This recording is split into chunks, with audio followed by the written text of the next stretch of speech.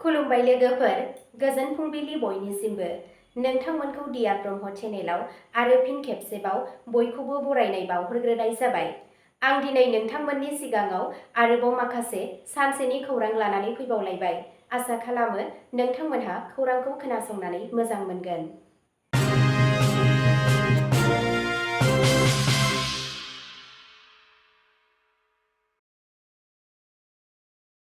दिनैनि गाहाय रादाबफोराव दङ। एसअपिनि गेजेरजों गाज्रि आखु दिन्थिनायनि दायाव जुबिन खेत्रआव साथाम सुबुंखौ खादों। गागि फावखुंगुर सतीश शाहआ 74 बोसोर बैसोआव रुंसारि जाबाय। आलफा आइजों सोमोन्दो थानाय सुबुंखौ खादों। तिनिसुकियायाव हाथियार आरो मुवा बेसादफोर जब्द। मानसि मैदेरनि दाङाबाजिया बांनायनि जाहोनाव उदालगुरियाव 11 बोसोर बैसोनि मैदेरखौ थैनानै थानाय मोन्दों। आसाम फोरोंगिरि थिसननाय नैथि प्रभिजनेल रिजाल्ट फोसावबाय। पुलिस डिजिपिआ तिनिसुकियायाव बिग्रायारि आरो सिमा रैखाथिनि सायाव गोजौ थाखोनि जथुम खुंदों। गुवाहाटीआव गिख्रंथाव मोजां मोनज्लायनायनि ट्रिकन। सासे आइजोनि जिउ खहा, सन्देहगोनां सुबुङा खारखोमानानै दं। गहपुर हालामनि सिङाव थानाय दैमालु सेन्टारनि थागिबि करगेश्वर बसुमतारीनि नैथि फिसाजो बिदांस्रि बसुमतारीनि गोनांथार फोरमान बिलाइया गोमानानै दं। दानिया फैदो आबुं रादाबाव। गिबि खौराङावनो दङ। एसअपिनि गेजेरजों गाज्रि आखु दिन्थिनायनि दायाव जुबिन खेत्रआव साथाम सुबुंखौ खादों।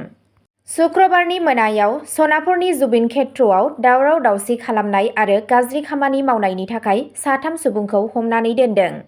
बिथांमोननि हमनायखौ मोनसे स्टेन्डार्ड अपारेटिं प्रसिडिउर एसअपि मावफुंनायनि उनाव खालामनाय जादों, जाय जायगायाव सुबुं थुबुरमाखौ होबथायो। पुलिसआ फोरमायनाय बादिब्ला साथाम सुबुङा जौ फेनानै गोबां दावराव दावसि खालामनानै आरो गाज्रि आखु दिन्थिनानै रायजो राजाफोरखौ जेंना खालामदोंमोन। जुबिननि मोजां मोनगिरि आरो मददगिरिफोरनि खावलायनायखौ फिन्नाय होनानै आसाम सरकारा जुबिन खेत्रआव दावबायनायनि समखौ बारायनानै हरनि 10 रिंगासिम बांहोदों। मावख'गिरिफोरा दावबायारिफोरखौ गोसोखां थावनिनि गोथारथिखौ लाखिनो थाखाय नेमखान्थिफोरखौ मानिनो थाखाय खावलायगासिनो दं। नैथि खौराङाव दङ।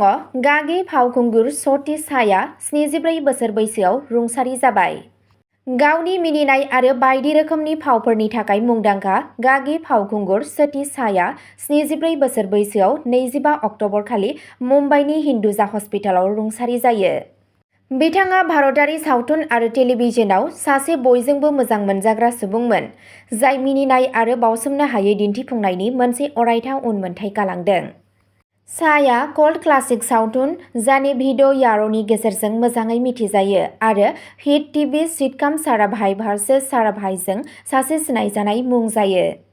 बिथांनि रोंग'थि आरो मिनिनाया नायगिरिफोरनि गोबां जोलैफोरखौ गोहोम खोख्लैदों, जाय बिथांखौ बे आयदानि सासे बयनिख्रुइबो मानगोनां फावखुंगुर महरै गायसनदोंमोन। थामथि खौराङाव दङ। आलफा आइजों सोमोन्दो थानाय सुबुंखौ खादों। तिनिसुकियायाव हाथियार आरो मुवा बेसादफोर जब्द। भारतारि रौनिया हानजा आरो आसाम पुलिसनि मोनसे जथाय अपारेशनाव आसामनि तिनिसुकिया जिल्लानि माकुमआव बिग्रायारि हानजा आलफा आइनि सोमोन्दो थानायनि सन्देहआव सासे सुबुंखौ हमनानै दोनदों। बिबानगिरिफोरा बिथांनि न'आव गंसे ग्रेनेड आरो गंसे पिस्तल नागिरना मोनो। दायनिगिरि सुबुंनि मुंखौ जितु मरान आरो मयना होननानैबो मिथिनो मोननाय जायो। बियो सिगां अरुणाचल प्रदेशनि नामफुंआव हमजानाय साथाम सुबुंफोरनि गेजेराव सासेमोन, जेराव 38 बोसोर बैसोनि जुलि गगৈ आरो बिनि फिसाय 52 बोसोर बैसोनि दीपक गगैआ भारत-म्यानमार सिमायाव थानाय आलफा आइ केम्पफोराव मुवा बेसादफोर जगायनायनि दायाव दंमोन। बे सिग्रोमनायाव म्यानमारनि उदखारि बादाफोरनि थाखाय मेडिकेल साप्लाइ आरो गुबुन गोनां मुवाफोर मोन्नाय जायो आरो लजिस्टिक नेटवर्कखौ हेफाजाब होगासिनो होनना सान्नाय म्यानमारनि 4 नोगोरारिफोरखौ हमनाय जायो। बिबानगिरिफोरा बुङो दि बे गोरोबथाया आलफा आइनि हेफाजाब बिखान्थिनि थाखाय मोनसे गिदिर झटका आरो बिग्रायारि खामानिफोराव हेफाजाब होग्रा जायखिजाया सुबुंनि थाखाय मोनसे रोखा सांग्रांथि महरै खामानि मावो। ब्रैथि खौराङाव दङ। मानसि मैदेर दाङाबाजिया बांनायनि उनाव उदालगुरियाव 11 बोसोर बैसोनि मैदेरखौ थैनानै थानाय मोन्दों। आसामनि उदालगुरि जिल्लानि माजुलि साहा बागाननि साखाथियाव मासे 11 बोसोर बैसोनि हाग्रानि मैदेरखौ गोथै देहा मोननाय जादों। बिनि गोथै सह'खौ भारत-भुटान सिमा खाथिनि कालिंदुवार हाजो सारिनि सिङाव अरन ओनसोलाव नुनो मोन्दों। हाग्रा बिफाननि बिबानगिरि आरो पुलिसआ जाथाय जायगायाव सौहैयो आरो नायबिजिरनायखौ जागायो। थैनायनि गुबै जाहोनखौ मिथिनो थाखाय पस्टमर्टेम आनजाद खालामनाय जागोन होनना फोरमायनायखौ मिथिनो मोननाय जादों। बे जाथाया ओनसोलाव मानसि आरो मैदेरफोरनि गेजेराव बांबोनाय दाङाबाजिखौ दिन्थियो।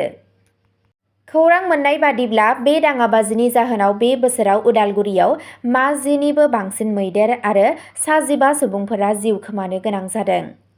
जायगानि सुबुंफोरा फोरमायनाय बादिब्ला मैदेरफोरा सम सम जाग्रा आदार नागिरनानै गामियाव हाबफैयो, जायनि जाहोनाव सम सम दावराव-दावसि जायो। हाग्रा बिफानखौ गामियारि आरो हाग्रानि मैदेर मोन्नैखौबो रैखाथि होनो थाखाय राहा लानो खावलायदों।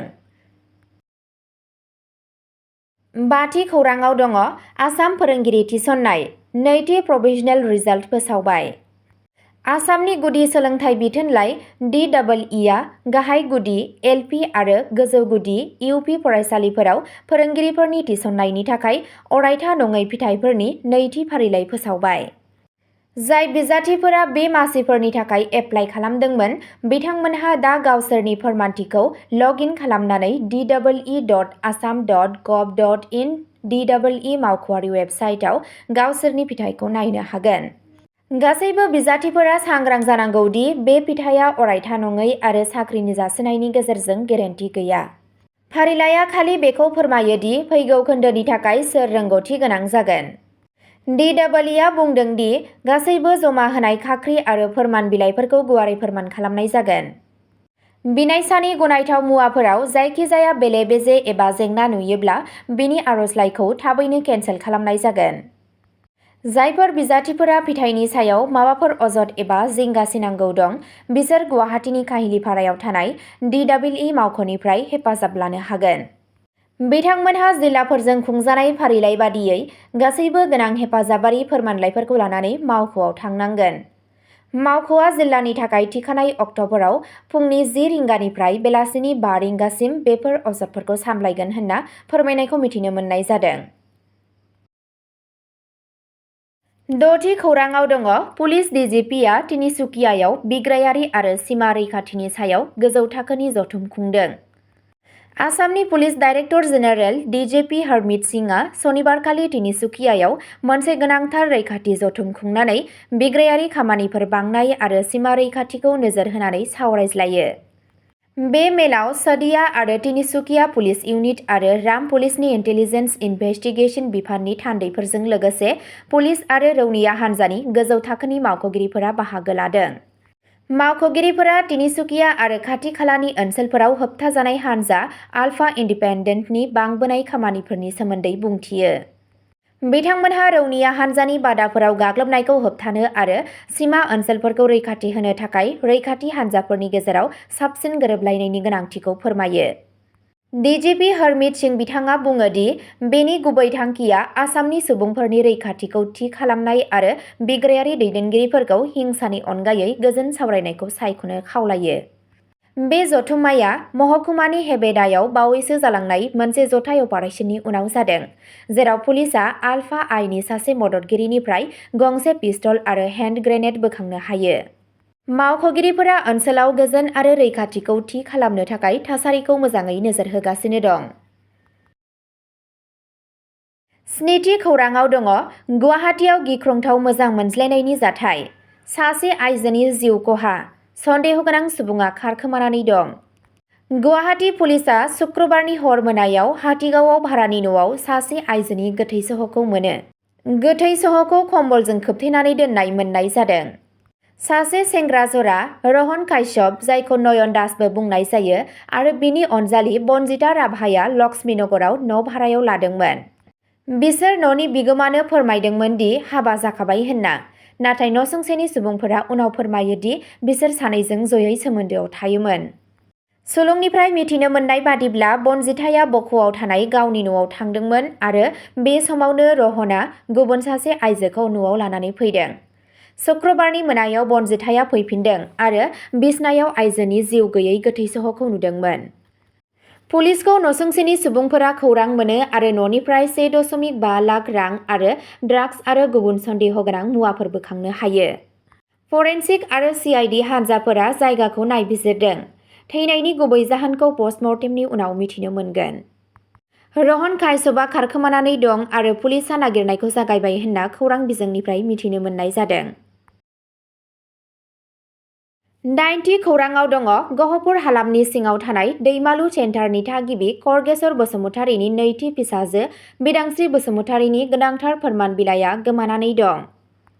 गुवाहाटी BM गभर्नमेन्ट ल' कलेजाव फरायबाय थानायनि समावनो देहायारि जेंनानि थाखाय गुवाहाटीनिफ्राय बासजों न' फारसे फैबाय थानाय समाव गोनांथार फोरमान बिलाइफोरा गोमायो। HSLC आरो HS लोगोसे BA फार्स्ट सेमनिफ्राय लानानै 6थि सेमनि एडमिट कार्ड आरो मार्कशीट गोनांथार फोरमान बिलाइफोरा गोमायो।